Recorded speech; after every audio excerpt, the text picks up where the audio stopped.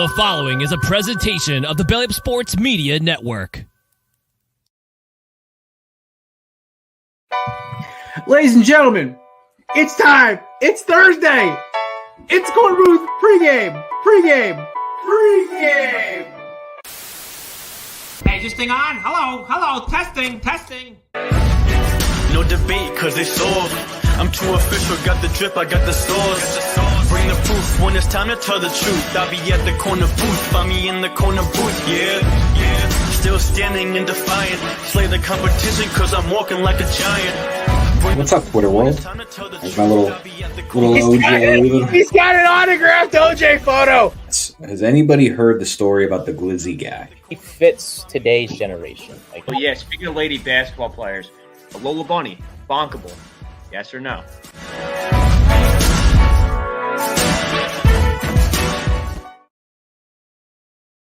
Gentlemen, I hope you enjoyed that as much as I did. Shout out to our boy Nate for absolutely slaying that intro. I am beyond proud of that kid. Me and him have talked about doing an intro video since about February, and he just texted me. I know we're on Monday. He goes, "Hey, I got something for you." I'm like, I am terrified, but also look, after a few tweaks here and there, that was perfection, my friend. Shout out to Big Nate in the background, our producer extraordinaire. Fun show today, ladies and gentlemen. We have some breaking news in the NFL. We have more minicamp madness as Maddie and his New York Jets just love living these headlines, man. I swear to God, I have discovered my beer of the summer. Busch Light Peach, baby. This shit is gasoline in a can. I love it. But other than that, we have an old friend stopping by who hasn't been on the show in like 9 months. And, of course, our good friend DJ Stewart will stop by as well. That being said, to all the people on Instagram, Facebook, and YouTube, we welcome you into the Corner Booth pregame. Of course, I am your host, Jared Klim. And apparently my title page isn't coming up today because I was going to be all funny today and be like, oh, middle nicknames redacted. Because not all of us can be like my dog Chris and just have his own nickname where it's, it's just funny and it's clever. No, mine is nickname redacted because I'm just lame like that. That being said, speaking of Chris, joining us now, the Philly fanatic. He broke into Grayson's apartment to film this episode. He's currently chewing on something ridiculous. He is the most legendary comedian. He is so good at his job. He has his own segment about being punished. Ladies and gentlemen, future number one comedian in America, Chris Lipoff. How are we doing, everybody? Yeah, this is my new swank apartment. Yeah, hey, when you untie Grayson, can you just be delicate? He's a nice kid. Yeah, that's fine. And by the way, like I stated last week, I do play the piano, so if you want a song tonight, just request it. Kelsey's in the background. I'll play piano, man. Yeah, I'll play 80s Joel. Listen, motherfucker. All right. Also joining me is my other co-host. This man is collecting sports memorabilia like it's going out of style. Don't tell his wife. He is Anthony's father. He is the host of Bets with Swagoo. And, of course, a Jets and Yankees fan. Ladies and gentlemen, joining us now is my boy, Jake Smigglesworth, a.k.a. Matthew Ordazzo. Yeah, I'm racking up on it all. It's all in the other corner of the room. I have Barry Bonds, rookie, CJ Stroud, rookie, Caleb Williams, rookie, Ohtani, rookie. I'm getting a Tiki Barber mini helmet, Devonta Smith rookie card, Garrett Wilson autograph jersey. I'm watching a Joe Namath one right now, so we'll see how it goes in the next hour. But racking it all up, and honestly, would it truly be an NFL offseason if there wasn't some BS Jets drama in June? I mean, come on, every year. It's not a true NFL offseason if the Jets don't do something stupid that makes headlines. Okay, so listen, we've almost completed the infinity gauntlet of offseason headlines, right? The bingo card. We get our free space, which is the Jets do something ridiculous. We finally checked that off. We have the Dallas Cowboys doing random shit in the offseason. We have the Philadelphia Eagles dominating headlines of free agency in the draft. Howie being Howie. Howie season's back. We have an AFC South team being heavily favored to be the number one seed, or some random AFC team, not the Chiefs. We have a Jacksonville throwing a Brinks truck and a half at a star player who they probably could have waited a year before paying. All we need left is some quarterback to say something out of pocket and ridiculous. But all I'm Well, saying you is, know, it's if you, not as you give surprising. Rogers an open mic, he'll come down with a conspiracy theory. I'm Oh sure yeah, that bro, I'm waiting for it, man. I need my new book writing material. Speaking of which, of great material, this man has once worked for Tim Tebow. He is a former Barstool employee. He now works for, I believe it's Perfect Game USA. He's a good friend of the show. He is the host of the former Cruise Control podcast, and he's Mac's dad, ladies and gentlemen, friend of the show, making his long-awaited return, Cruise Oxen Rider. What a hell of an introduction. What's up, Brother, guys? it's been like 8 months. I've got so much ammo racked up. It's like a freaking it's like one of those old Nerf guns back in the day. The bullets keep going.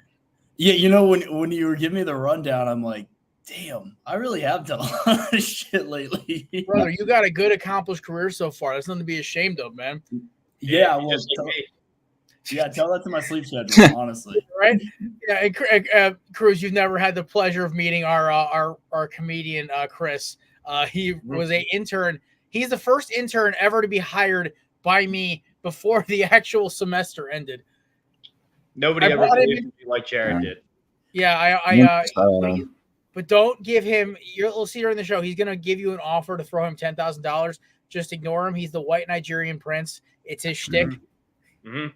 Yeah, If you got money to fork over, let me know. I'm just gonna let you know I wouldn't throw you $10,000. My life depended on it. So yeah, we're good there. So Yeah, I mean, it could be euros too. You don't have to be an American currency. that's even more expensive. What are you talking about? yeah, send him pesos. Yeah, it could be 10,000 anything. pesos. That's 100. Since we're talking about money, a funny quick story. When I got married last year, my job threw a bunch of money in a card as a little gift and everything. And one of my coworkers went to India while I was getting married on a vacation. He gave me 200 rupees, or 200 or 20 rupees, one of them, which is equivalent to 20 cents in American money. So I got two dimes as a wedding, I had an instant, which was more than some of my guests gave me. Dude, I ran out of money at the strip I gave club you one more than some of time. your guests. Then. No, we've had. Again, You go man. first. Let me finish. Oh, I was going to say we had. Damn it! You Oh, throw we're me a both looking soda. the hair back too. Oh, it's pretty. Oh man, that gave me flashbacks of Josh McCown and Sam Darnold when they had that little quick little clip. The Stroke Brothers. We're just on their combo. No, I was saying I ran out of money one time when I was at a strip club. Ran out of singles, so I had a bag of mints in my pocket and I threw it at the stripper, and then I got kicked out of the strip club. So that was an instance where I ran out of money pretty fast. But anybody else want to share their stories, Jared? Hey, I recycle the singles at a strip club. If they fall off the little thing, I throw them back on. Looks no like matter I how keep ridiculous money. the story sounds with Chris, there's about an 85% chance it's actually true. He just changed like one detail. Yeah, no, that story is very accurate. It just sounds like nothing has changed since the last time I've come on the show. I mean, we have a little better chemistry. We have a producer now. Shout out to Big Nate in the background who produced our new intro. He's a suffering Giants fan, but he's a good kid. All he's an A's fan, so Chris, he just is glutton for suffering. But he's got the Phillies, so Yeah, I mean, yeah, he roots for the Phillies as well, so he doesn't suffer completely unless they play my Diamondbacks. There's our producer, Big Nate. So yeah, buddy, we're gonna go back to your old stomping ground, Jacksonville. We're gonna start off the show. Trevor Lawrence getting handed a Brinks truck about 20 minutes ago. Jagging off. It's jagging off. So That is such a ridiculous overpay. I know. I think I made the joke. We were talking about the NFL offseason bingo card, right? Cowboys do something ridiculous that makes no sense. The Jets have way too many headlines in minicamp.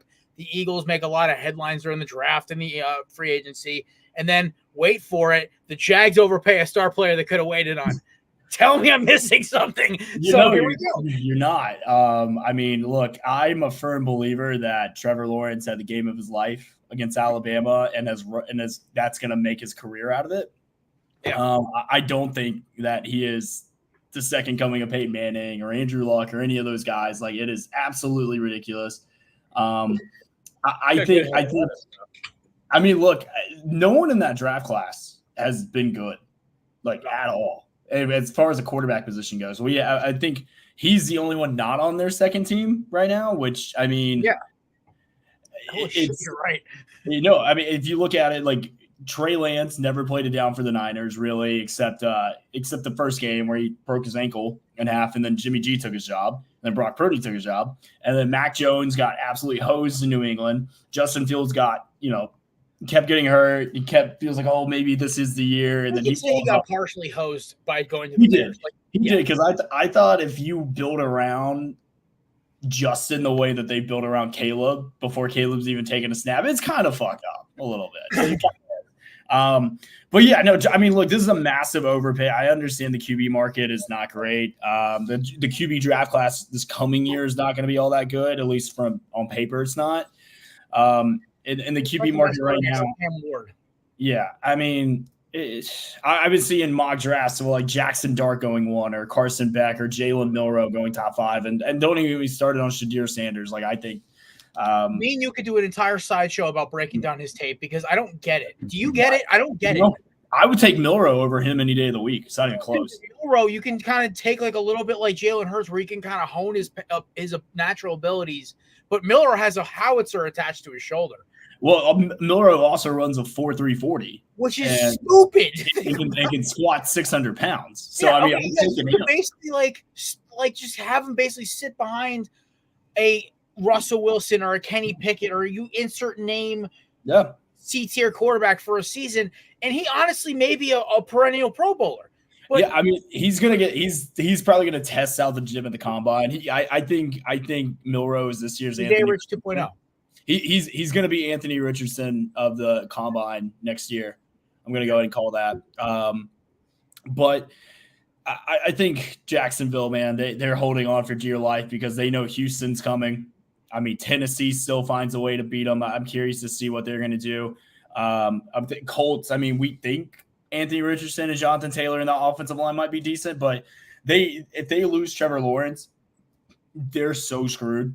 I mean, they have nobody. I mean, don't get me wrong. Like Mac Jones, like I want him to succeed in Jacksonville. It'd be great to have like how they had the Minshew mania and they have Mac mania in Jacksonville, and he goes on a run, but I don't think they have enough around him. I mean, Evan Ingram is decent. I think, Calvin Ridley's not there anymore. He's on the Titans. I'm trying to think who else is even there, like Travis Etienne.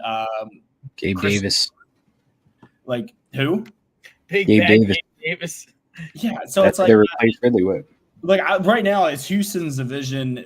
I would go Houston, Indy, then Jacksonville. And right now, if I have to pick teams where they're going to finish, I think Houston. I mean, yeah, I'm actually I'm not a hater on Houston either. No, I mean they got great dark horse Super Bowl or AFC Championship vibes this year. They could be that team that makes some noise because they're built for the future. Wide receivers are locked up. Defense looks great. They play in a weak division where they can lock up a first-round bye or a home game. Like I like Houston. Look, Jacksonville, I mean, I get it, but I think it's the biggest overpay I think I've ever seen. Not ever. I think Kirk Cousins was pretty bad and Derek Carr's was pretty bad, but like this one's up there. This is Joe Flacco after the Super Bowl. It's like they're unfortunately they are. They don't even get a Super Bowl ring to like hold to this. They're held hostage because this next year's quarterback class is terrible. It's Matt Ryan, actually. Next year. Oh, the free agent quarterback class is even worse. I think the best free agent next year is Kenny Pickett. So, like, or Dak. So, or like, you're really going to want to pay Dak that much money? No. So it's like you really are a victim to this where you waited too long. You could have drafted somebody last year and let him just sit in the oven for a season. But now you are stuck with Mac. You could have even wasted a 4th-round pick on some of the guys who came out last year or this year and just let them sit. Say, hey, Mac, hey, Trevor, they're a backup. Mac's here to make sure you don't get hurt. This guy, we're just going to kind of keep him bubble wrap for about 6 months like the Cowboys do with Trey Lance. Because you can't tell me that the Cowboys aren't going to start Trey Lance under center next year, or they're at least going to freaking try. Because the way Jerry made that trade, it was like he thinks he's up to something. Not he's up to something, he thinks he's up to something. Because I still haven't seen anything out of Trey Lance to make me think that he's even worth a starting quarterback job in Dallas or really in any NFL team, but that's another one. Joining us now also, ladies and gentlemen, he is our version of AJ Hawk. He is our resident house cat here at the corner booth. This man hosts High Low Sports with our boy Kelsey Coyne, a.k.a. Chris's best friend. And he is the Hunter Renfrow stunt double in the upcoming Josh McDaniels Greek Tragedy. Ladies and gentlemen, DJ Stewart. How the fuck did I end up a house cat all of a sudden? When did this start? You come and my go God, as he please. does You're look okay. like Hunter Renfrow. I know it's uncanny. Like I swear, I wish I had his salary though, but it's uncanny how it Ain't he turned cut out. right now? Was that? Isn't he a free agent right now? He is. Yeah. But hey, there is a DJ Stewart that is currently signed by the Mets, so I mean, he's still living off something. I'll take his salary too. Like all of my stunt doubles are doing better than me right now. It's kind of pissing me off. So, DJ, we just started talking about Saxonville and their dropping 2 Brinks trucks at Trevor Lawrence's feet, making him the highest per year quarterback, tied with Joe Burrow with $55 million a year, and I believe it was 200 guaranteed or some shit. It was crazy. Yep. Either way, insane contract. We're about to wrap this up. Perfect timing jumping in here. Quick thoughts on this contract. I know your Colts are on the up and coming. You obviously have seen the Stroud boys with CJ Stroud in Houston, and Will Levis. Nudes aside, is got a way better offense than he had last year. I mean, Jacksonville's kind of like Cruz said, they're kind of boxed into a corner. They really are kind of held hostage by this contract. They better hope they get a 2002 back half of the season Trevor Lawrence flashback for the rest of his career, because as we see on that graphic there, this totality of his career has been a little up and down. Granted, Urban Meyer is to blame for some of that, because hiring Urban Meyer his rookie year just doesn't count. You have Urban Meyer as your coach in the NFL, you get a free pass. But after that, he's been a roller coaster. Dude, I want to go to the Jaguars game just to jump in the pool. But dude, you do not touch that pool. I'm probably going to need like take it from the Jacksonville native who's on the show. Dude, trust me, that pool is like you immediately go get tested afterwards. Yeah, that's what I'm saying. Like I'll probably need like a hepatitis shot like when I get out of there. But Chris, you're better off going to Arizona. Just go to the You might get the Magic Johnson special. 3.5 feet, so you can't cannonball in there. So might not. It's just gonna hurt like hell. Wouldn't dive head first. I think this extension came about a year early. I mean, you got 3 years in. You had a terrible rookie year. You showed a lot of promise the year 2 when you had Doug Peterson. I think he went 9-8, had 4,100 yards passing. I believe his stat line was like 27 touchdowns to 8 interceptions. Then last year he was injured for most of the last half of the year, but he's still a little over 4,000 yards passing. I just think this is a big risk. And if he had a good year this year, maybe they made playoffs. Maybe they went on a little tear like they did a couple years ago where they made it to the championship game or the divisional game. But when they lost the Chiefs, maybe you can justify it then after another good year. But if he has a bad year right now, which he might, they replaced Calvin Ridley with Gabe Davis, and that was really it. I mean, this could really shoot them in the foot. This just could turn out to be a really bad contract. I like him. We'll see. But Cruz was saying before, to touch on Mac Jones, he got hosed out of everybody, and I hate Zach Wilson. He got hosed so bad, Mac Jones. I mean, he takes that team to the playoffs his rookie year, and you reward him with Cam Newton and a defensive and a coach and a special teams coach as his quarterbacks and his offense coordinator. I just don't understand how anybody would think that would have been good. I don't see what the thought was, besides just bringing your friends in as like a I've got your back kind of thing. Mac Jones could have been good in New England. They absolutely ruined him after that. He got hosed. But Trevor, I don't know. That's a big contract risk right there. It's just too early. I think they should have let the 4th year play out. I don't know. I mean, hey, listen, speaking of big risks and just tragedies, we got to talk about this, man. Oh boy. Has anybody had a worse 6 months than Darren Waller? Shit. I mean, look, this guy is he has a chance to be Antonio Brown 2.0. It's not good. His rap career might be worse than his music. So depressing. Is this his music? I love it, but buddy, I don't want Darren Waller might be broken in about 3 years. I really don't feel like getting sued. I don't know. At once a top 3 or 4 tight end in this league, just injuries getting to him. This music video is terrible. Josh McDaniels getting to him. I thank God I'm not in a bad place, because this would just be my 13th reason if I had to listen to that every single time. We did save $12 million. Well, there you go. That's positive. Maybe you'll get a. Maybe you'll Want to Yeah, corner or safety, Justin Simmons. Oh, I meant There's girls out Lineman, there too. That's quarterback, wide tragic. receivers. I can keep going. Oh, Yeah. I guess. Yeah. Or just Everything a new besides Brent team. Burns. Yeah, just recreate the scene from Fallout 4 and then just start over. Fair enough. Wipe it, parking lot, the whole team. We'll start over from scratch. I said parking lot something the other day and nobody knew what I meant. I'm like, you've never heard that term before? And he goes, no. I'm like, I mean, wipe it clean. I'm talking JDAM bombs, like Moabs, the whole 9 yards. We are wiping this shit down to flat. I want a dinosaur-sized crater. Didn't Nate have a question of the day? Yes, I'm waiting. Yeah, I was. Like, I did. I'm gonna find it, but give me like 30 seconds. So. Yeah. Well, the answer is pineapple can be on pizza. It is acceptable. If that's your question. Alrighty then. Yes, pineapple is acceptable on pizza. By the way, sleeper, pineapple and Italian sausage on pizza. I ordered it when I was baked out of my mind in college. Okay, that automatically eliminates it. You do not get to say that it's acceptable when you started with "I was baked out of my mind." No. That's where I found it, and then I ordered it sober. It tasted even better. I was like, that's your member berries talking. All right, I found it. All right, question of the day. If you guys get this, that would be unbelievable. Last season, there were three running backs who finished with multiple 150-plus yard rushing games. Who were those three running backs? All right, we can do this. One's Brees Hall, I think. Kyron Williams. Christian McCaffrey. No. Was one Brees Hall? Yes, that's two of them. We have Williams and Hall. We need one more. Travis Etienne. You said 150? That is correct. Yes. I feel like it's not a top guy. No, it's not. No. Joe Mixon? No. Okay, all right. My only Harris. Give me. Is it AFC or NFC? AFC. Okay. Where was this running back involved in a domestic assault charge? No. There's it down to half the league. I was gonna be like, Chris. Rules out half the running back class. Was it a backup on Cleveland? Oh no, I got it. It's is it Raheem Mostert?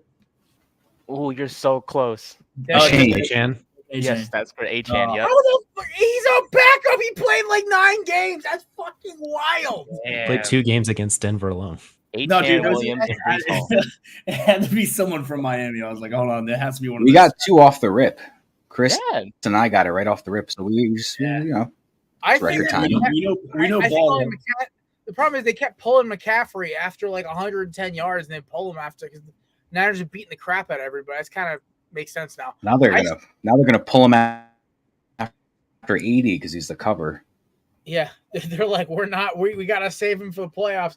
I was like, now of course there's a Niners. The only thing that could have been worse is if they had like a Dallas Cowboy in the cover. Oh look, McCarthy's made an appearance. Man, Yeah, who to be like? He's dropping the Mincy references. Imagine Brandon Cooks. He's dropping. We're allowing Mincy references. I mean, he's been saying that even before he knew you were coming on the show. So I mean, Wheelman, like he's been saying. I love football, man. I tell you what. Jesus Christ. Chris is a big Barstool guy. Cruz, I like to partake in some of their content. I watched one Mitzi show. You text me, like, yo, watch the show tonight. I got some shit on this show. And I go to like watch it. I'm like, the fuck am I like Mitzi is just pure entertainment. But I'm just like, the fuck am I watching right now? He I'm genuinely seeing a 40-year-old man sitting in a bathrobe in his kitchen. If I wanted to see that, I go next door to my neighbor's house. Look, he genuinely is one of the funniest, like, authentic people you will ever meet. I loved working for him. We actually just had dinner Sunday night, and we were just talking, and man, he's someone who he's failed upwards. Like every time he messes up, he somehow does better in his career.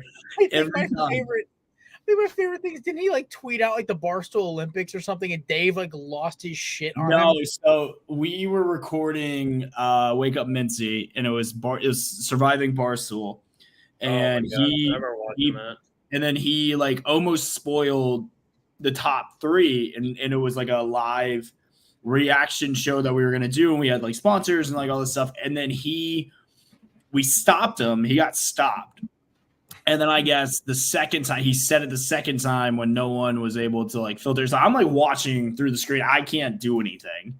I'm just clipping. And he proceeds to say it. And I'm like, you've got to be kidding me. And then it just proceeded to be this whole thing. We ended up getting suspended for like 3 weeks or some shit like wasn't that. Dave in Chicago at that point too? Yeah, like the entire Barstool cast was there. And I'm like, you pick your timing any better, buddy. yeah, so it was I was not anywhere around there to feel the wrath of any of that. I just make memes and I clip things. So like I was fine. I was praying I wasn't gonna see you in that video because I watched the whole thing. No. Where's my boy at? No, I was safe.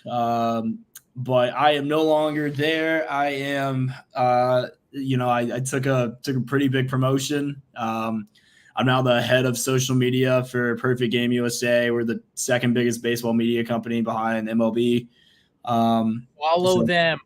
Yes, follow us. Yes, I'm trying to hit 1 million. So we're at 580 right now on Instagram. We're at 400 something on TikTok, and we are at 280 on Twitter. So I'm trying to get them 2 million.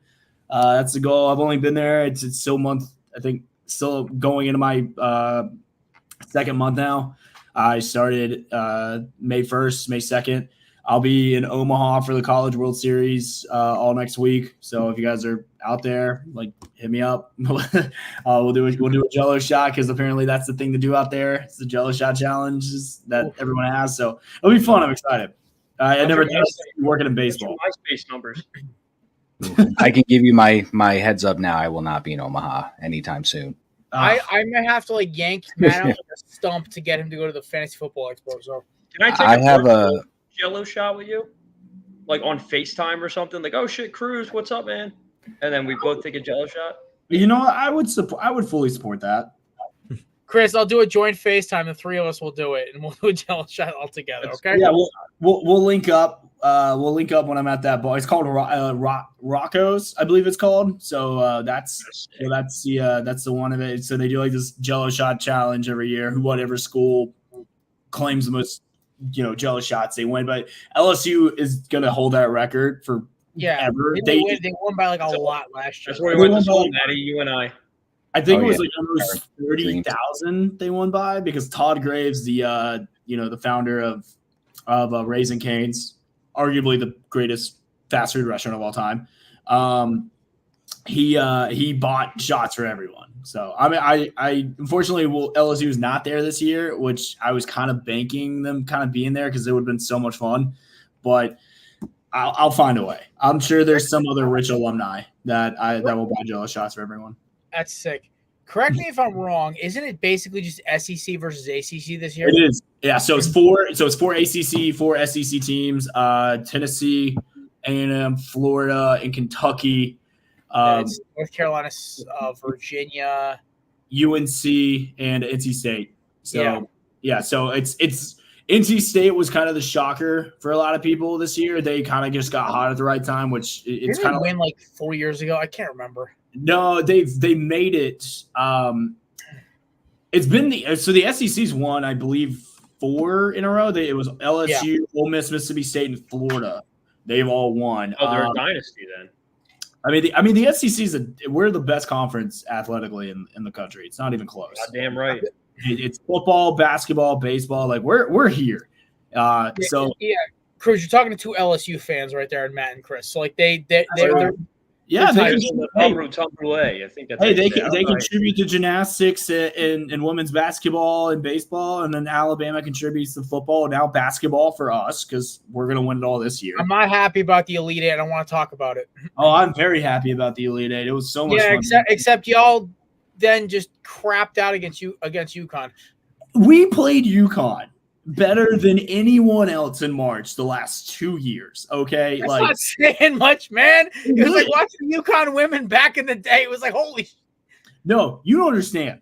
We could not stop them. We shot 70% from 3. I know. and we still were trading. I was still pissed off at you bastards, but I was praying because I was like, I want to be, because in Connecticut you can't gamble on UConn or any college Connecticut teams. Stupid as hell, right? They were the best team I've ever seen. You guys to They win, were so I could gamble.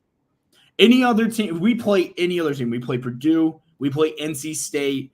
You shot the lights out. It was incredible, but it was like we would have blown them out. The winner of that UConn-Bama game was winning the Natty. They were the two best teams in that. Bama had already played.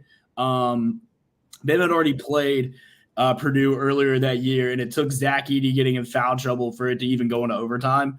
So I mean, and that was like in Canada of all places. So look, this Bama team next year, and I don't even know how we got on the stages. It will be the best team in college basketball next year. They returned their three best players. They killed the transfer portal. They took Auburn's best player or second best player.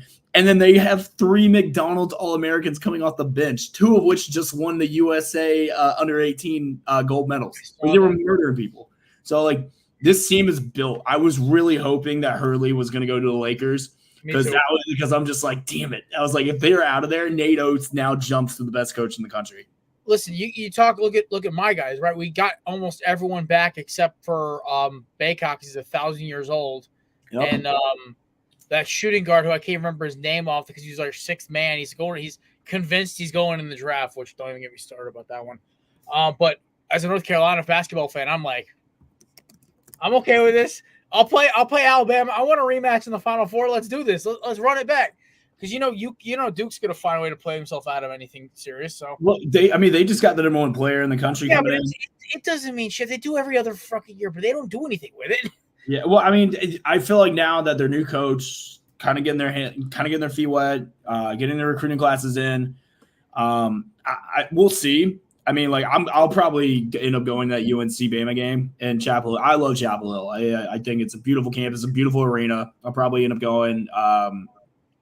If I can. And then if I can, I'll meet you there. We'll go together. Yeah, there you go. I mean, look, there's a legitimate shot this year that the SEC wins every major sport in football. And I'm talking about this coming calendar year where it's like, so like my calendar year starts in July. Like most of the NCAA sports does. So after the College World Series and the Women's World Series, the calendar resets. So I think this year you have a shot at Georgia, Bama, Ole Miss. I'm trying to think. I feel like I'm missing another SEC team in there. No, you guys won't even sniff the playoffs this year. And then I'm trying to basketball and then baseball again. They have a shot to claim everything. So, see, personally, my New Year's starts Super Bowl Monday. That is New Year's Day. So when the Chiefs three-peat and ruins it for everybody. Yeah, but and speaking of which, dude, it's like you're looking at Nate's freaking board right now. Perfect transition. Apparently, Travis Kelce. That was good. Yeah, he's just on it. Like, I love it. Apparently, Travis Kelce wants to limit his workload in 2024. I mean, he is an elderly gentleman at this point when it comes to like NFL players. What is he, 33 now? 33, 34. 35. 34. 35. 34. See, Nate's got 34. He's still the second best looking Kelce. Shout out to my boy Big J. Are we just gonna ignore his wife? Oh well, no. Listen, Kylie's in her own universe. I love Kylie. Us Eagles fans, we look at her like she's like Queen Kylie. Like we all bow to her. Also, the fact that she tried to fight a woman, like almost fought a woman in South Jersey. And the fact that she towered over this Karen, and it was hilarious. Yeah. So, what was the background of that? Well, okay, so the whole story is, I guess, I actually have a friend who actually lives down in that area, and so it was all over the local papers, and everyone was talking about it in the local pages and shit, and she was like, "Yeah, I guess the woman was like owns like a bake shop or something in town." And her and her husband are like kind of wealthy and they're part of the community. And this woman was sloshed like me after like an Eagles Super Bowl parade hammered. Like, and she runs up to the Jason and Kylie I guess they're on a date or something, asks for a picture. Kylie politely declines. And then this girl just starts roping into her how she's not welcome in this community. She'll make it so she can never come back. And Kylie just turns and snaps on her. And it just feels like it just is like talking her down from being like absolutely fucking batshit hammered. That's like wild. Yeah, right. I love how Jason was just standing in the background, because that's what I usually do when Bianca does that, because he did the right thing. Because he's probably like, my wife can handle her own. So because like, he puts his hands on that woman and something like, you know, he's retired now. And it's one of those things. I spoke at this I got a chance to use this media panel for the University of Alabama. And actually, one of the topics is players and fans interacting. So, you know, like, especially in the NBA, it's really big. Like, you guys got like Russell Westbrook and LeBron. Mouse at the Palace. Mouse at the Palace. You know, like, what's your reaction?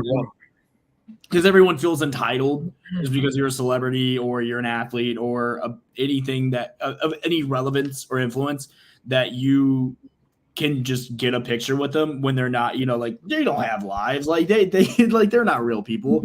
I'm all for it. Like, it would have been great if Kelsey would have knocked her ass out. It would have been fantastic. And I'm also referring to the wife, not Jason. Yes. We needed Kylie Kelsey right hook. That needs to happen. Right.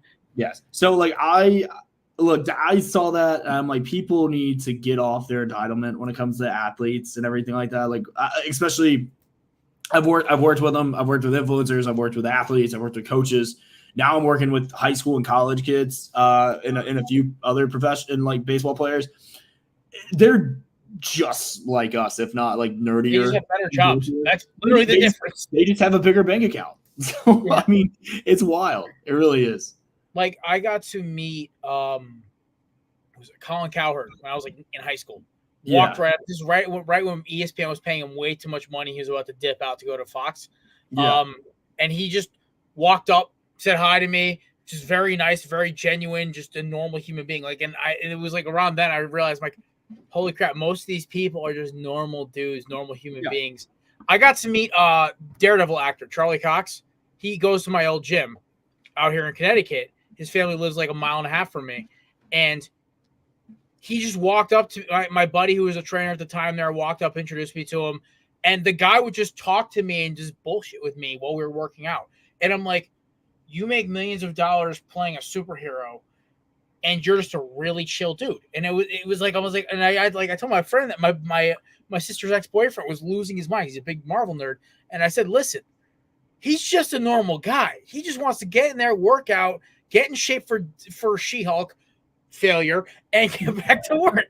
So this is right before She-Hulk, by the way. This is when he was one of the best trainers at the gym was getting him ready, and this was like right before, I guess they were right about to film She-Hulk, which is just, he goes, and I saw him at the gym like a month or two after it came out.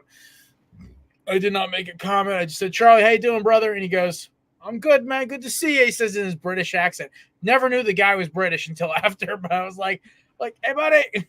But they're just normal dudes, and that's in normal people, and that's And Chris, to your point, it's just I think this whole social media age, like, it just makes, sometimes it creates a false bridge.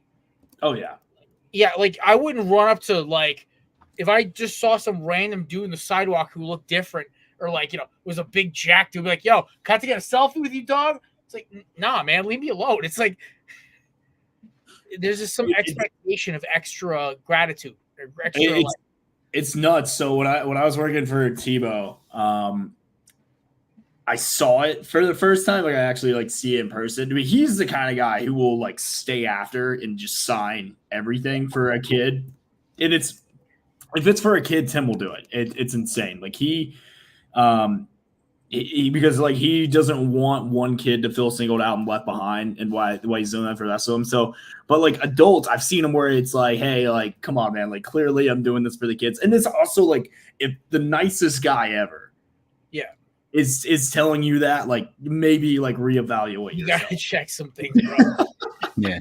They did that to Bruce Hall too in the airport. Somebody asked him for a photo when he was trying to get to his flight or something. He said, "No, I'm sorry," and like it got so out of hand. Carl Banks was just there too, and he had to step in and just like tell the guy like you need to leave. Like Brees didn't even do anything. He just didn't talk to him, just minded his own business, just let him go off on his rant. But I think these people out there just try and get a quick dime whenever they can.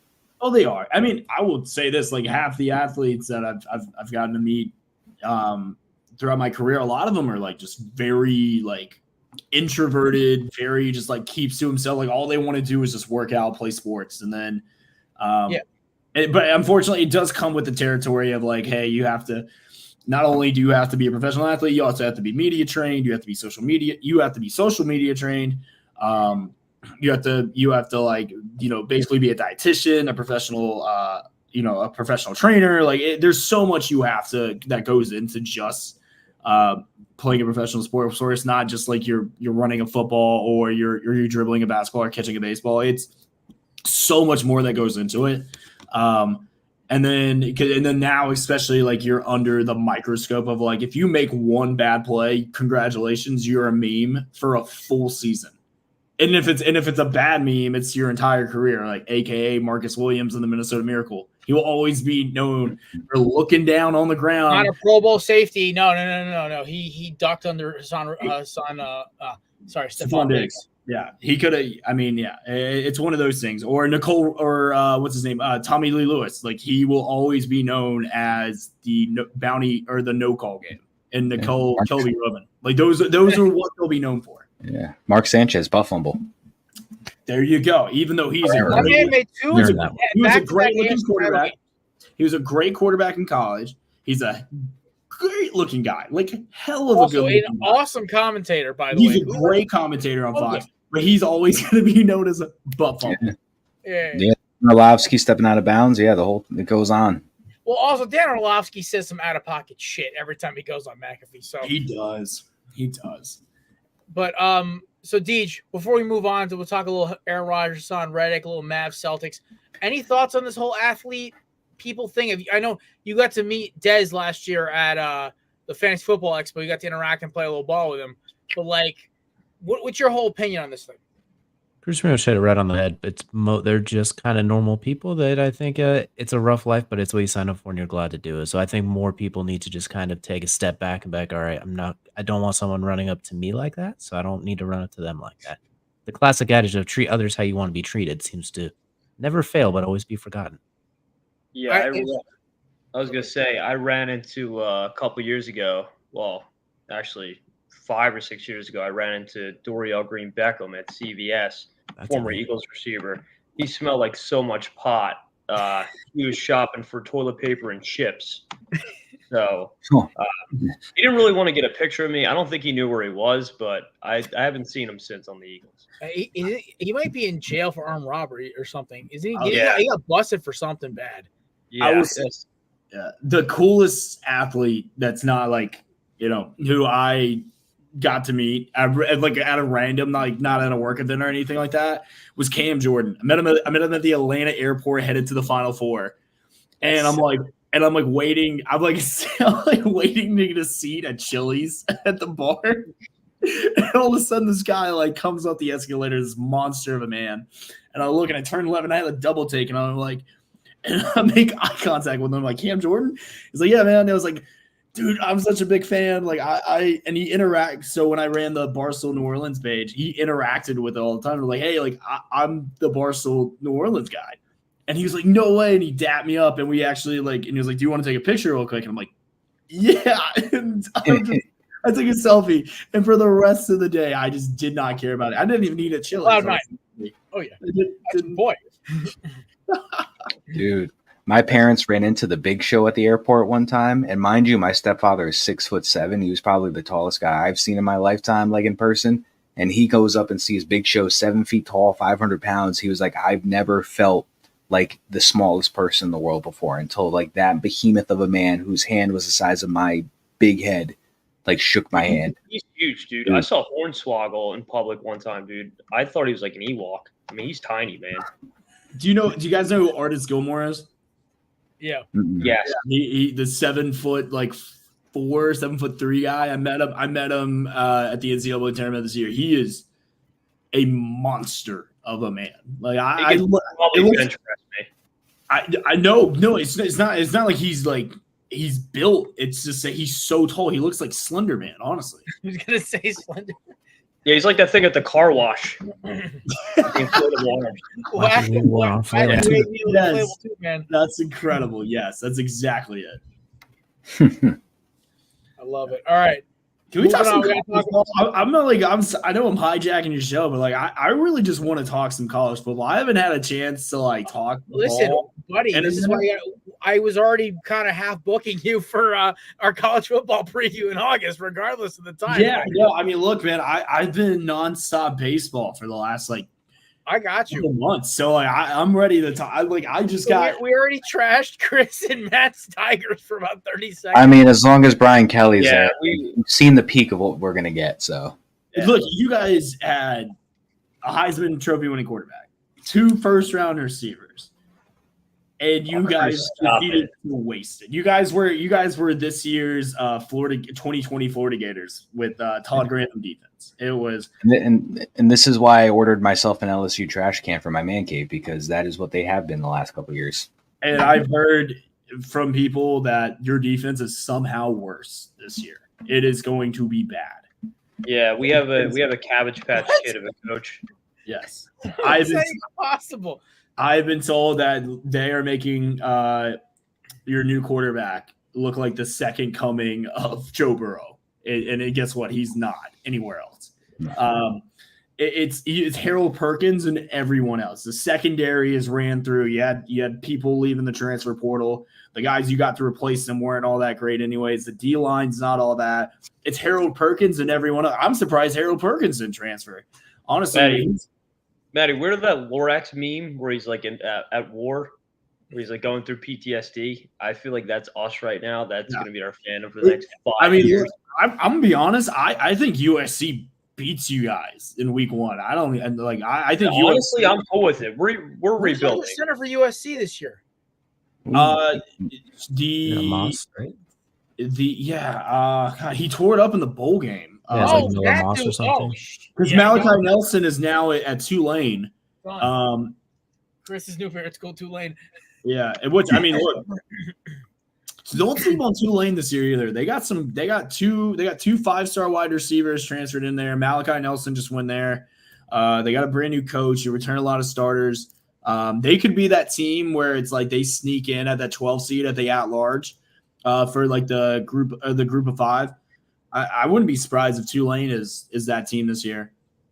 Yeah, I mean, as soon as the college football game comes out, that's the first team I'm taking to the championship. So. Mine's South Alabama. I'm a Mobile guy. So, college. Deej, who's your team for college? I've never asked you this. Division 1 or overall or FBS or like Power 5? Because I know you. Well, I went to an FCS school, so I don't have like the exact. School. That sounds like Power 5. Probably Oklahoma, just because I grew up watching Adrian Peterson and those squads, so I'd probably pick Oklahoma. Is that before or after the?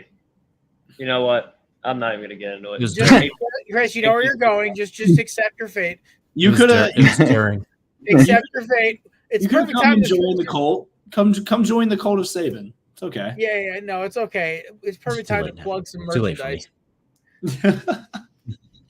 Chris's penalty box presented by the amazing people at Righteous Felon. Promo code BELLYUP for 15% on the checkout.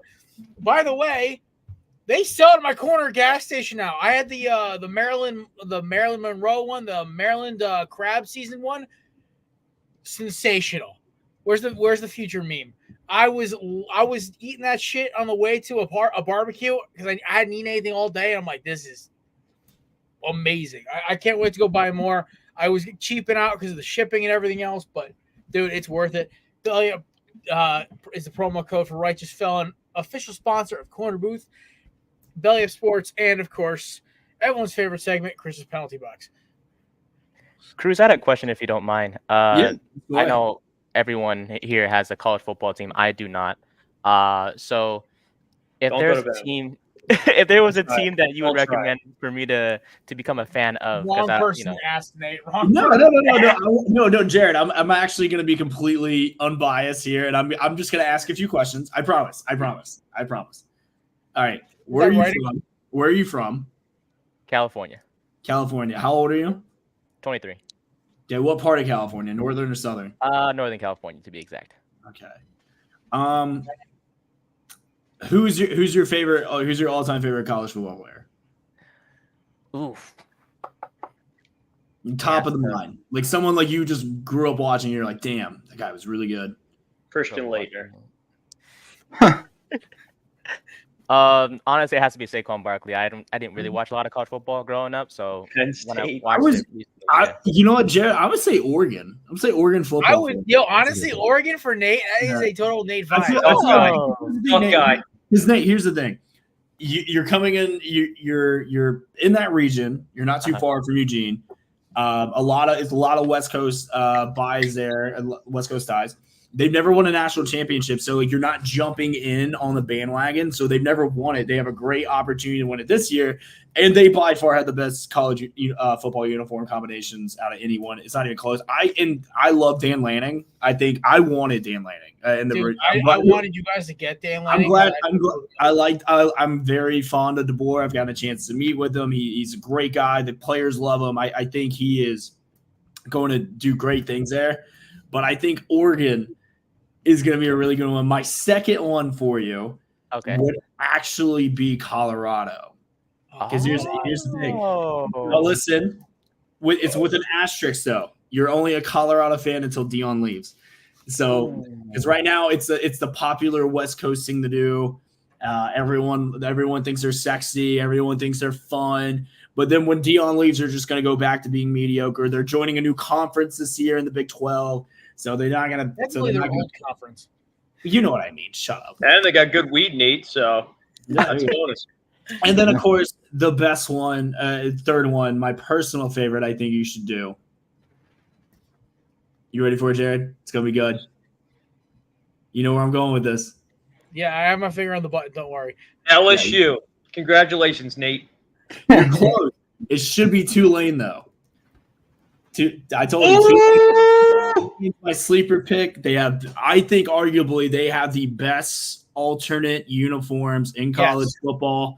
They have a great mascot. They've had great success in their program. They're going to be a dark horse to make it to the college football playoffs this year. They're probably going to end up moving to the Big 12 next year. I like Tulane a lot. I don't want you to go up to like Ohio State or Bama or LSU or one of those. Like you got to be born into it. You got to earn it. Exactly. So into that, I think Oregon would be a good start. I like Colorado for you a little bit too, only why Dion's there. And then if you just want to go like complete berserker mode, you go Tulane. See, Jared, I can be unbiased too. I'm very proud of you, Thank you, buddy. Cruz. Thank you, Cruz. I earned my LSU stripes. I was conceived in an LSU tailgate porta potty, so I have that resume.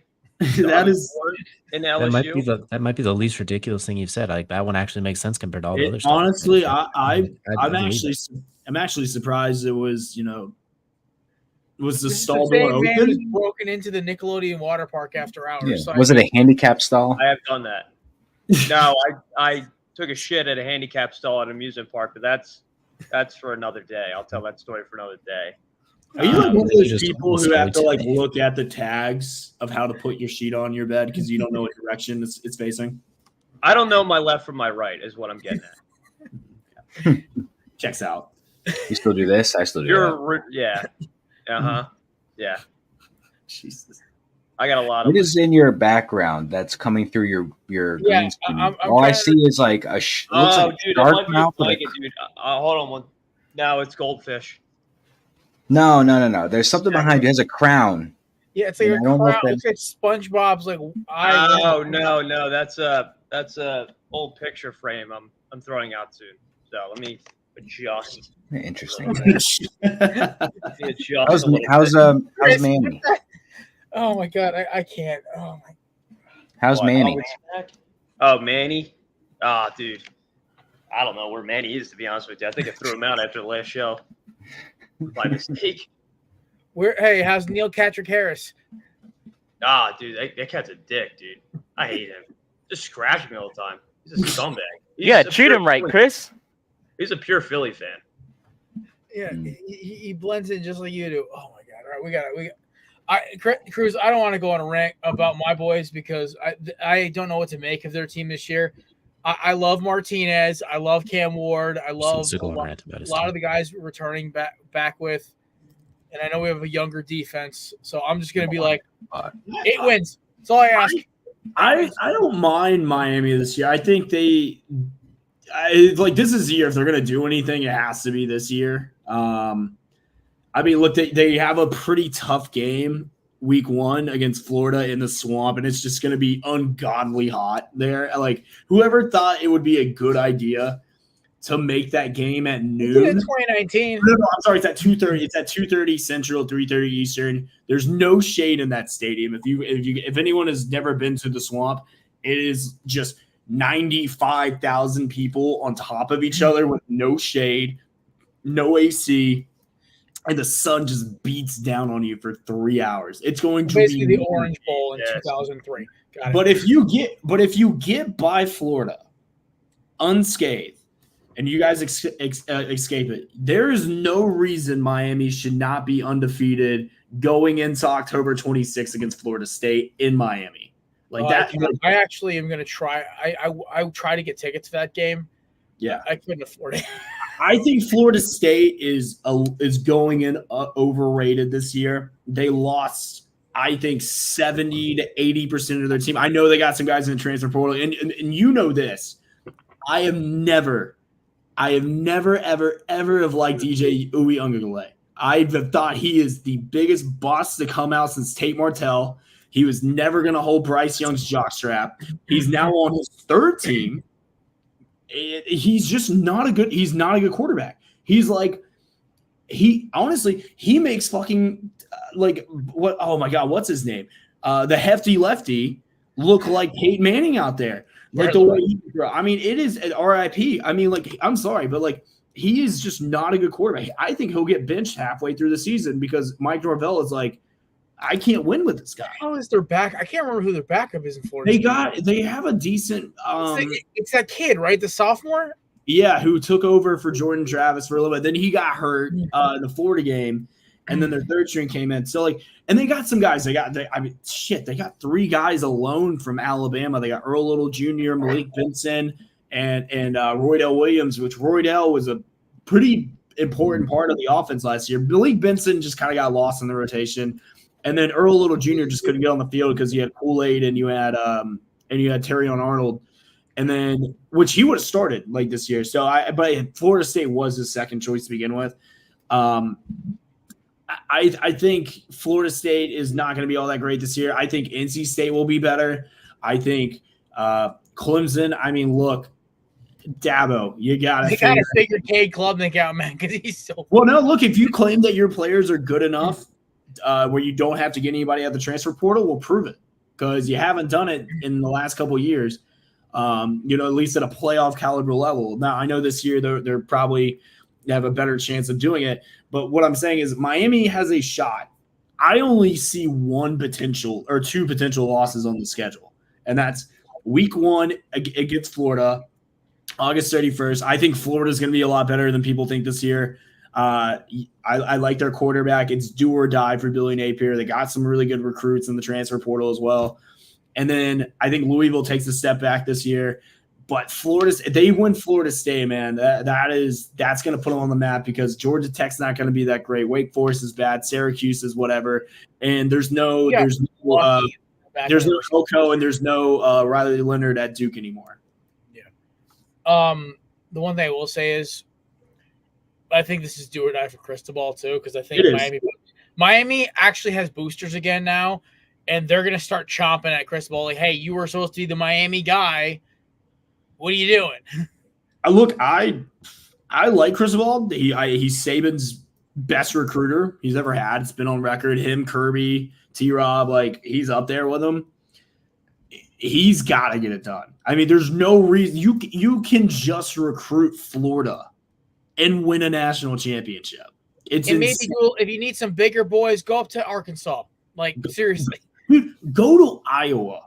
Yeah. You don't think some people from Iowa want to go to Miami? Yeah, they're just going to have to sit them down in Florida heat for about 6 months to get them used to it. But yeah, you get some Coral Gables is great in the summer. It's not that.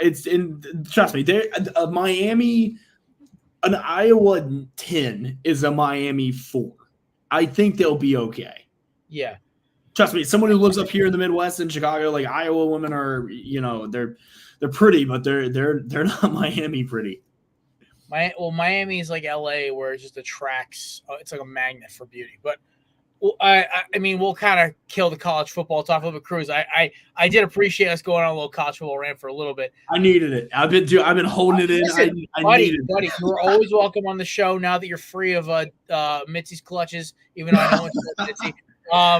Yeah. You're always welcome on the show every Thursday to talk some college football. Obviously, we'll do a college football preview with you, and of course, maybe we'll reunite you and Kev.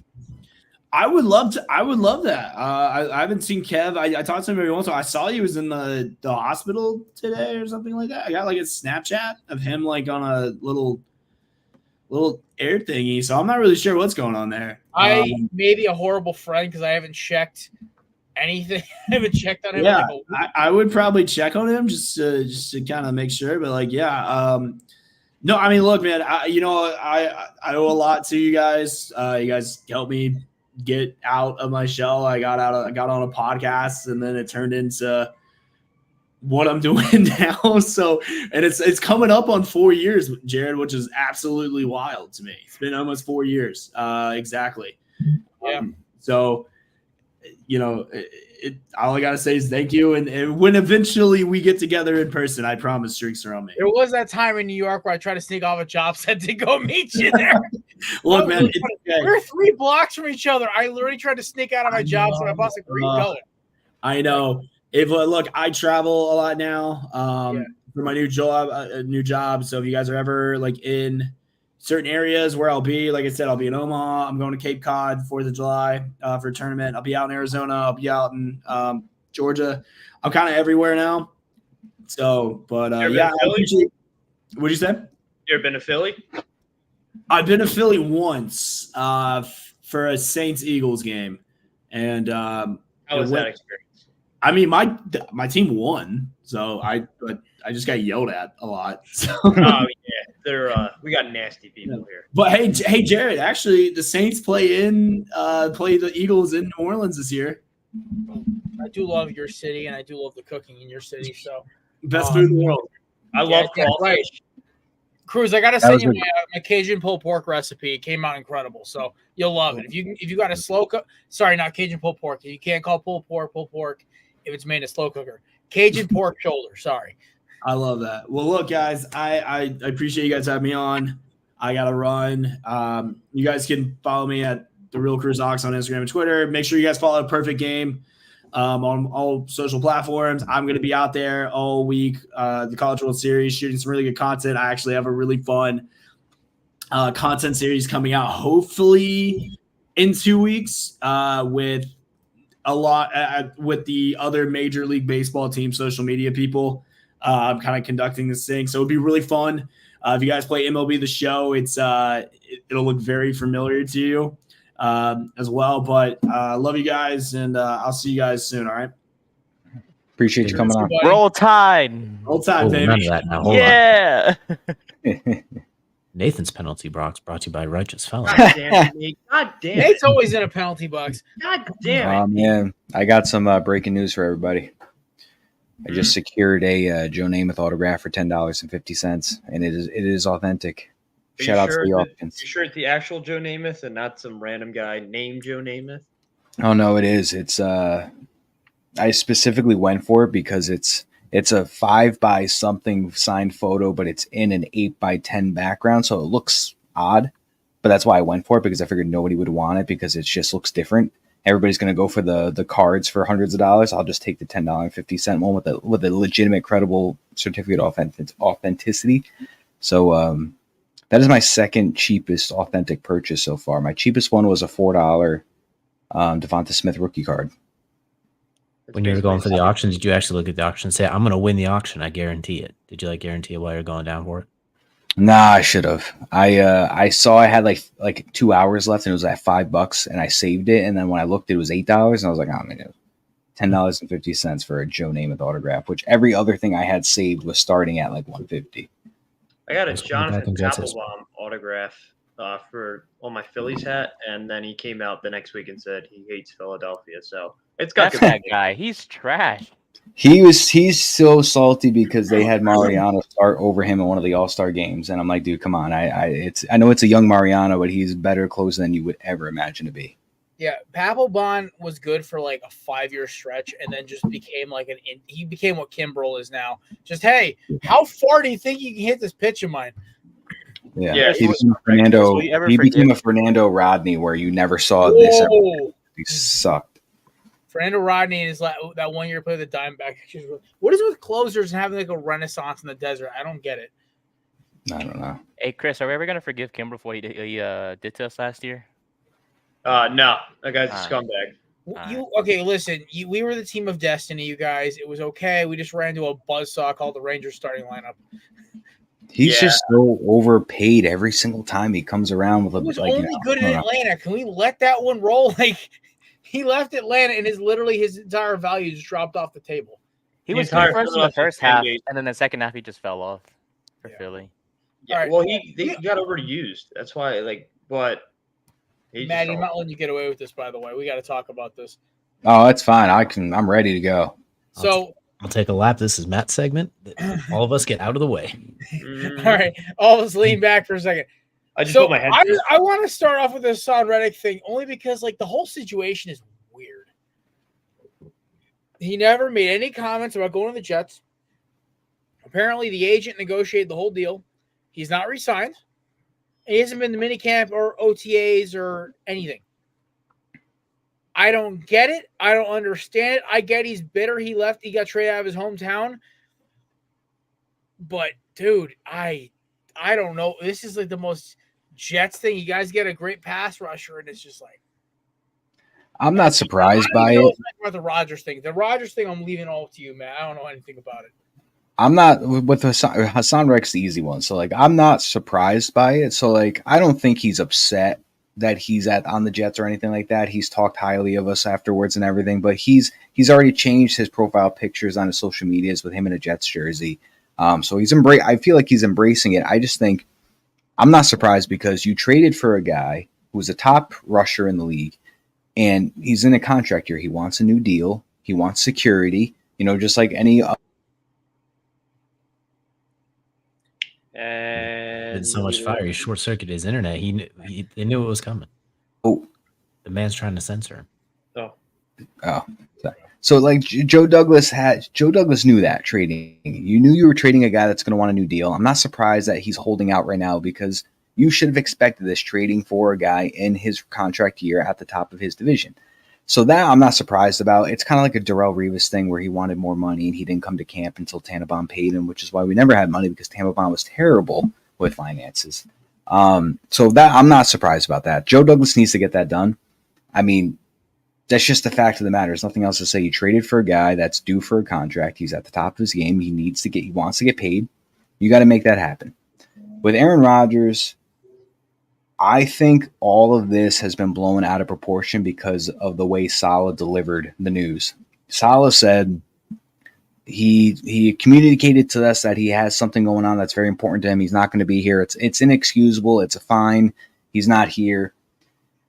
That just created such a huge storm in the media. All he had to say was, because this is what happened, it was a predetermined trip that was planned with him during his rehab. That was already made aware to us. He's been very good with his communication.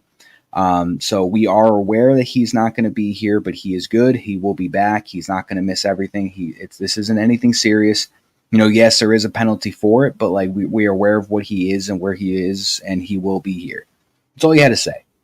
And Saleh, the way he says things, it just makes it seem like there's no discipline and there's no structure within the organization. I think he's a fantastic human being. I think he's well-liked and respected. I think he's a fantastic, knowledgeable guy, defensive coordinator, the whole nine.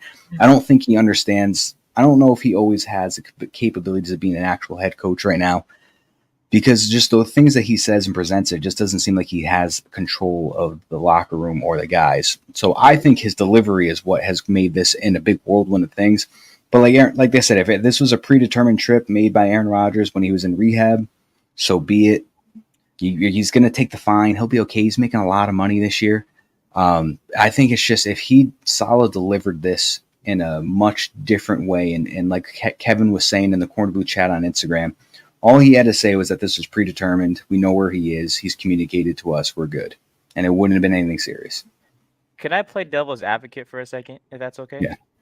Because look, at the Rodgers thing, like you said, Matt, we shouldn't be concerned about it. But there's a quote from January that I'm sure you know about too, where Rodgers was like, if you want to be in a winning organization, and be in a position to win championships and all that stuff, you have to do everything that matters. And all the BS that has nothing to do with winning needs to be out of the building. So it's like, I get it. He was there for the off-season workouts, but this is like mandatory minicamp. Yeah. So him saying that stuff in January, but going to a trip, at this moment, doesn't that refute what he's saying? In a way, I mean, I don't know what the trip was. I can see where you're coming from. Like if, an outside source looking at that, like, yeah, that definitely contradicts what he was saying. Me personally, I don't take it. I'm not taking it seriously because this guy has been to everything the last 2 years, everything voluntarily, mandatory, like even like with the field crew watering the turf, he has been there to witness it. Like he has been at every single thing in this organization from like, as if he's a rookie trying to make a name for himself. Like, so I feel like I personally cut him slack because I've just never seen a veteran of his caliber, like, truly want to be here every day, no matter if it is or isn't mandatory, and he's excited to be here. So I'm not too concerned about it, but with the Reddick situation, I'm also not surprised because it's just common sense. This is his last year. He wants stability. He doesn't want to keep bouncing around. You got to pay him. He's not going to come. Would you just pay him incentives? Just maybe put $14 million, because there's $14 million that isn't guaranteed from what I read about from an outside article. So I guess one solution could be just paying him $14 million in incentives and just calling it a day. That's not a bad idea, right? No, it's not a bad idea, but I think, he's going to want something that's going to show him, hey, I can keep my family in New Jersey for the next handful of years, rather than just something that's going to keep him happy so he shows up to camp. Cool. Teach, what's your opinion on all this? I know we let Matt take his victory lap here, but let's start with Hassan Reddick. I think that one's quicker. It kind of makes the same thing. I think he's looking for money. Let's not also forget that the Cardinals tried to play him at middle linebacker for the first 3 years of his career. So he's had some makeup work to do. So he's got to get paid for that pass rusher money he's done the last 4 years. So just pointing out the ineptitude of that era of Cardinals trying to put a speed rusher at middle linebacker. But I digress. There's ineptitude. Aaron Rodgers thing. It's honestly, I don't really, with all due respect to the Jets fan right below me, I don't really care at this point. If he's going to be there or he's not, he's been around, he's 40.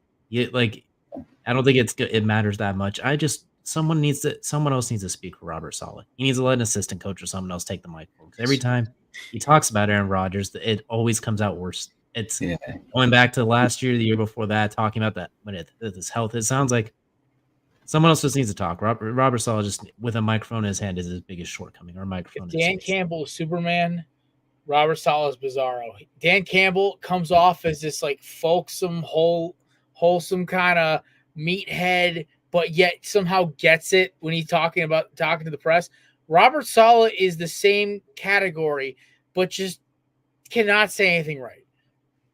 He's too honest. Go ahead. Sorry. No, he's just too honest. Kind of executive. If you are an NFL head coach, you have to have a little executive in you when you're talking to the press. Some people are just like Belichick, who just say, I don't want to be an executive, but I'm not going to talk at all. Then do that. Or you can be Nick Sirianni and leave little breadcrumbs like, we got to water the plants, create flowers, and, I can't remember that speech. I was so mad when he made that. But, hey, you know what? Got us to a Super Bowl, so. Just let Nat Hackett do the press conferences at this point. It'll at least be funny. We're going to give Denver Broncos fans PTSD. They have Sean Payton. They have SD right now. They got plenty. They don't need post. They got traumatic disorder right now. Yeah. All right. We have to talk. We got like 5 minutes left on the show. We have to talk about this, even though this is just a wash. This is like the worst NBA finals. I've watched a grand total of 5 minutes of this series. And I'm not ashamed to admit it. I am not interested. the Celtics. We have us pick the Grizzlies, right? Or not the Grizzlies, the Mavs. And honestly, I'm kind of happy the Celtics are beating that ass. They are. I didn't think it'd be a 3-0 series. I thought, it would be like a Game 7 type series. It's just there's just no fight on the Mavericks' ends. Like that guy, I forgot his name. He said it best. He ripped Luka. He's just fouling out. There's just no discipline. It's just like they're giving up already, and they're just trying to throw haymakers, and they're just like not swinging. They're not hitting. They blew all their energy trying to gentleman sweep Minnesota. So that now they're just out of gas. Also, Tingus Pingus is out here just knocking out dudes left and right with his jumper. Tingus Pingus. Getting some Dallas. Listen, when you got 5 dudes in that starting lineup or off the bench who can drop 25 to 30 on you, you're kind of hosed.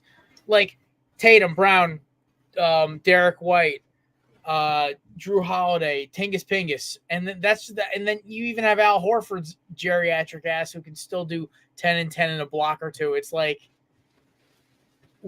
there's Dallas is so dependent on Kyrie and Luka going out of their minds and the role players going insane that they're kind of hosed here. I don't know. Deej, have you watched any of the series at all? Have you kind of just been like me, kind of brush under the rug? So I'm a nerd, so I watch every moment of every game. I've been involved in it. I'm just that nerdy about this sort of thing. The Celtics are just that good. Like, it's not even the Mavericks' fault. Like, quit, don't foul. It's hard when you're going against that team's absolutely loaded top to bottom. It's like the 04 Pistons on crack. Like, they're absolutely loaded. They're not dependent on one player. Jason Tatum has the worst field goal percentage in the NBA Finals ever right now, and they're up 3-0. Jaylen Brown is their second best player who didn't make an All-NBA team. It was set basically the knock on him was he can't use his left hand. He's Eastern Conference Finals MVP and about to be Finals MVP. Tingus Pingus played 20 Tingus Pingus minutes this whole series, and he's giving it. And they're in this position. Derek White's incredible. They're so good that they almost became underrated because people tried to overrate them because of how easily they did it, and then they tried to use the injuries as an excuse when they were really just that good. And let's also get a nod to Donovan Mitchell, the only superstar player who's actually had his way with this team, dropping 40 on them multiple times.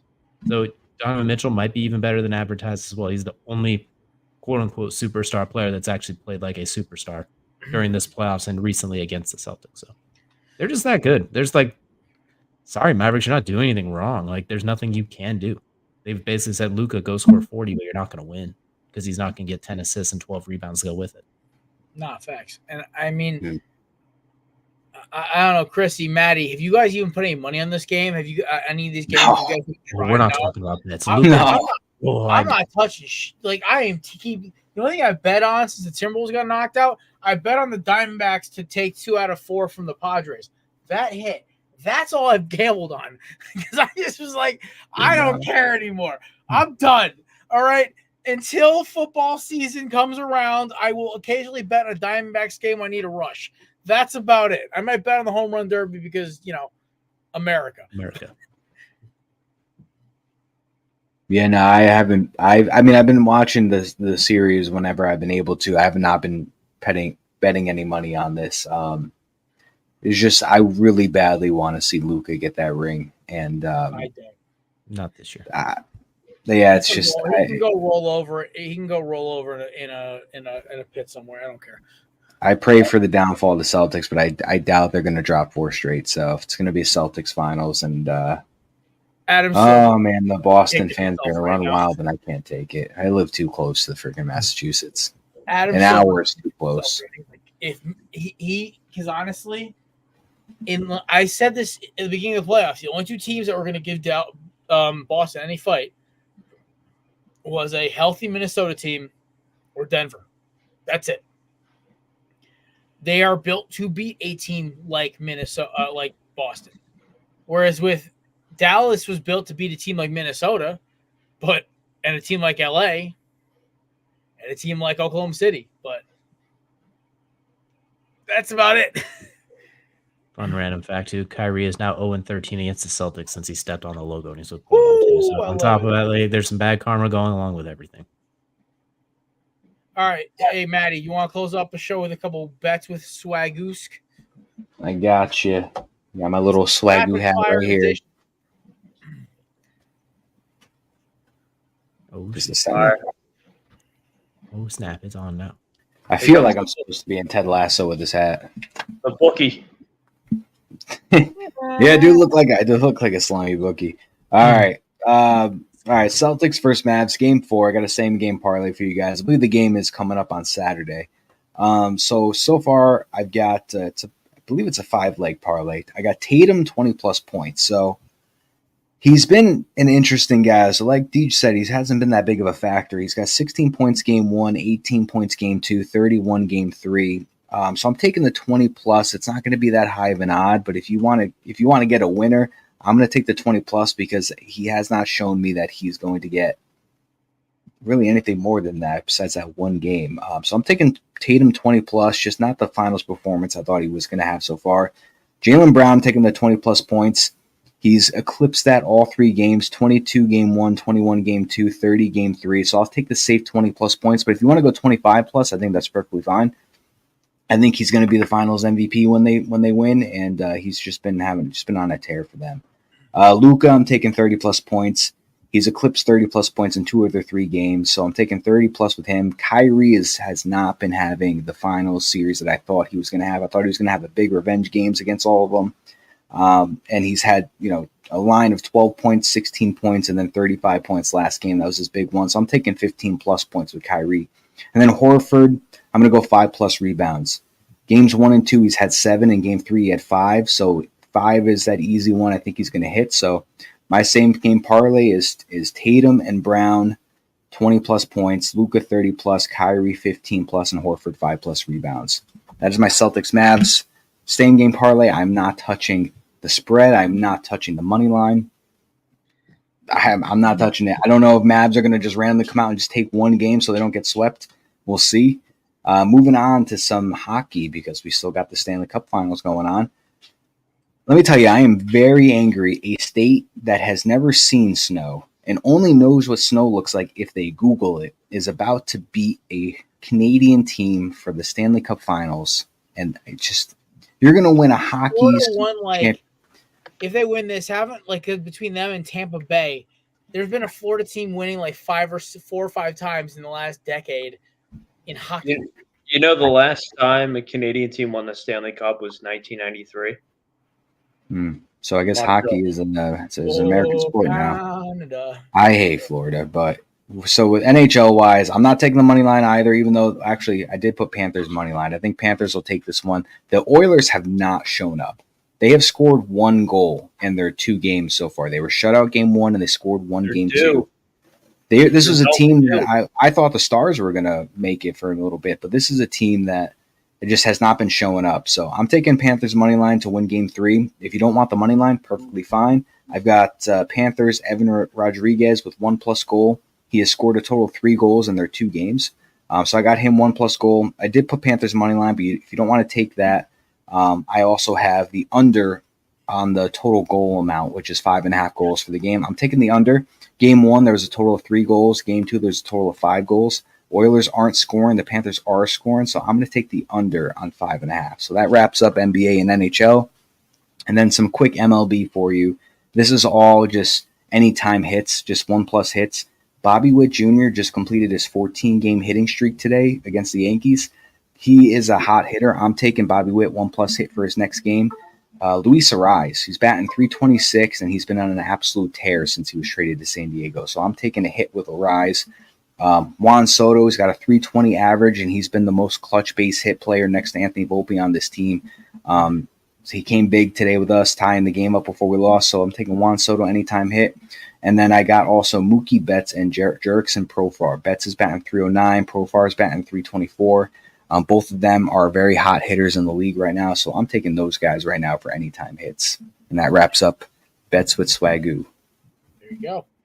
All right. Well, I mean, this has been just a weird show.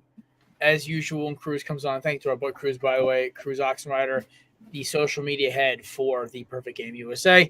Cruz, when he comes on the show, 10 it's like trying to reel in a great white when you're fishing.